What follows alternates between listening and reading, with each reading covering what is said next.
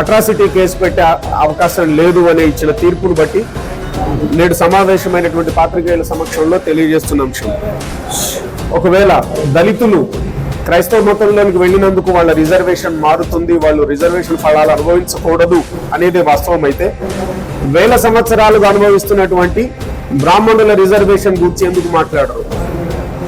భారతదేశంలో 6000 సంవత్సరాల చరిత్ర కలిగిన భారతదేశంలో బ్రాహ్మణులు పూజారి ఉద్యోగాన్ని రిజర్వేషన్ గా అనుభవిస్తూ మరి ఏ కులం వారు కూడా దాంట్లోకి రాకుండా వాళ్లే మాత్రమే అనుభవిస్తున్నారు కదా, వాళ్ళు ఇప్పుడు అగ్రవర్ణాలు కూడా కదా, మరి వాళ్ళ రిజర్వేషన్ గురించి ఎందుకు మాట్లాడదు? ఈ మాట నేను ఎందుకు అంటున్నానంటే, అసలు భారతదేశంలోని క్రైస్తవాన్ని కూడా తీసుకొచ్చింది బ్రాహ్మణులే కదా. భారతదేశంలోని మొట్టమొదటి క్రైస్తవులు బ్రాహ్మణులు, కేరళ బ్రాహ్మణులు, వాళ్లే క్రైస్తవ్యాన్ని తెచ్చారు. ఆ రోజుల్లో భారతదేశంలో దళితులైనటువంటి వాళ్ళెవ్వరికి కనీసం చదువు రాదు, వాళ్ళకి చదువుకునే స్వేచ్ఛనే లేదు. మరి వాళ్ళ దగ్గరికి బైబిల్ తెచ్చింది ఎవరు? బ్రాహ్మణులే. బైబిల్ తెచ్చింది బ్రాహ్మణులు, మతాన్ని తెచ్చింది బ్రాహ్మణులు. వాళ్ళు ప్రచారాలు చేయవచ్చు, వాళ్ళు అన్ని ప్రకటించవచ్చు. కేవలం దాన్ని అనుసరించినంత మాత్రాన ఈరోజు దళితులు రిజర్వేషన్ కోల్పోవాలనేది ఎట్లా న్యాయం అవుతుంది? దీని గురించి కూడా సుప్రీంకోర్టు కానీ వ్యవస్థ అంతా కూడా ఆలోచించాల్సిన అవసరం ఉంది. అంతేకాకుండా ఈ బీసీసీ అనేది కూడా వాస్తవానికి ఇది రాజ్యాంగం కాదు, చట్టం కాదు. ఒక 4 బ్రాహ్మణులు కలిపి తీసుకొచ్చినటువంటి రాష్ట్రపతి ఉత్తర్వు మాత్రమే.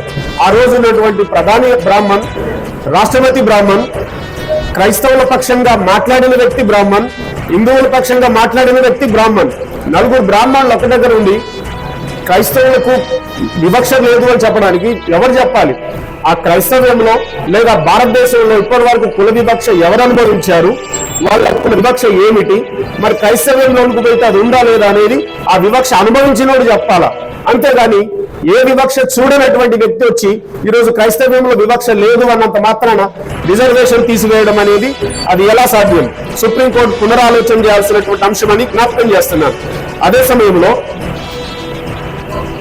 ఈ వివక్ష లేదు, దళితులు క్రైస్తవులైనందుకు అని చెప్పినప్పుడు అంటే సుప్రీంకోర్టు పరోక్షంగా మరొక విషయాన్ని తెలియజేసినట్లయింది. ఏంటంటే మిగిలిన దళితులకు కానీ భారతదేశంలో ఉన్నటువంటి మిగిలిన బ్రాహ్మణేతర 98% మంది ప్రజల మీద వివక్ష ఉన్నది అని చెప్పినట్లే.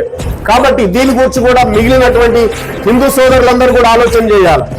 ఎందుకంటే క్రైస్తవ్యంలోనికి పోయిన దళితులకు వివక్ష లేదు అని చెప్పారనంటే మిగిలినటువంటి హిందువులందరికీ వివక్ష చూపుతామనే చెప్తున్నారా?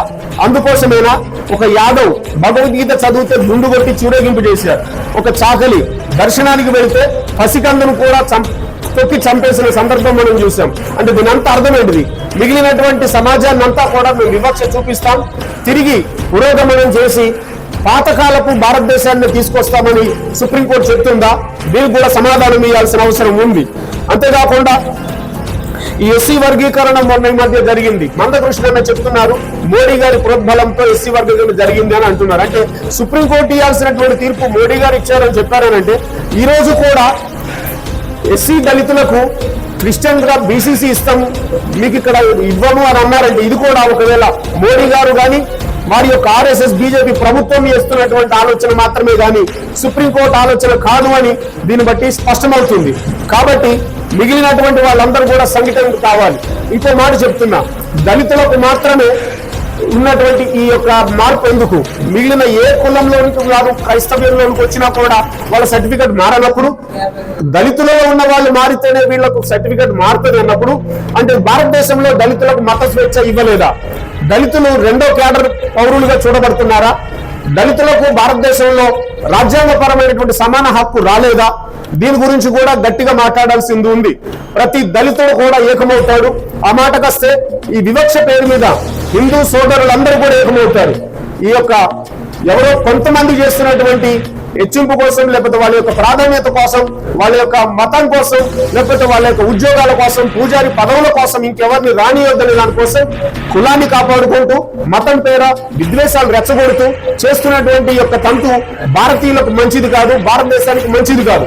కాబట్టి ఈ సందర్భంగా క్రైస్తవ హక్కుల రక్షణ సమితి పక్షంగా అధ్యక్షుడిగా, రాష్ట్ర అధ్యక్షుడిగా నేను తెలియజేస్తున్న అంశం, సుప్రీంకోర్టు పునరాలోచన చేసి ఈ విషయాన్ని వెనక్కి తీసుకోవాలి.